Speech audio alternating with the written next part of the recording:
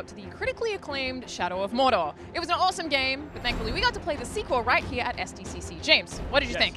It was like riding a bike. I just got right back in there, picked up right where I left off, ignoring objectives, ignoring markers, and just fighting with the Nemesis system, which is much improved this time. There's this whole political intrigue that happens, and there's a couple stages. There's Overlord at the very top, then Warlord, and then, I want to say Captain. Yes, Captain.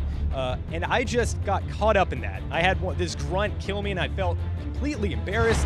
He ran off and became a captain, and then he killed me again! And then he became a warlord, and that's when I took him down, and it felt fantastic.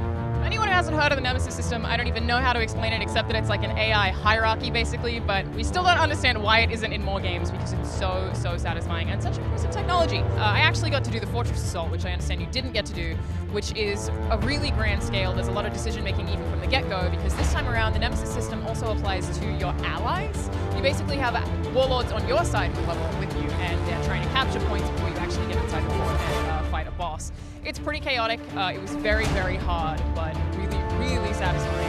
I think what is really interesting is a lot of that stuff apparently is going to happen with or without you there. So you can go off and do your own thing, fight your own battles, and your, grunt Moog or something is going to assault a fortress on his own and kind of have this political intrigue on his own, which I think is really interesting. When the game actually comes out, what are you most looking forward to?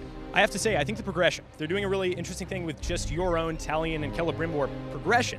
In spite of all the Nemesis stuff, you have like a pick 3 system, basically. So for execution, you can pick one of 3 perks and kind of create a build. So instead of just this snowballing power cycle that makes you this like superhero, instead you kind of have to pick and choose what you want to be good at, what you don't want to be good at, and then rely on your indoctrinated orcs to fill out the rest.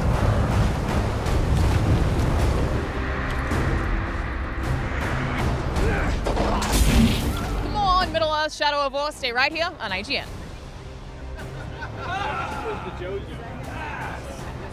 For Frodo!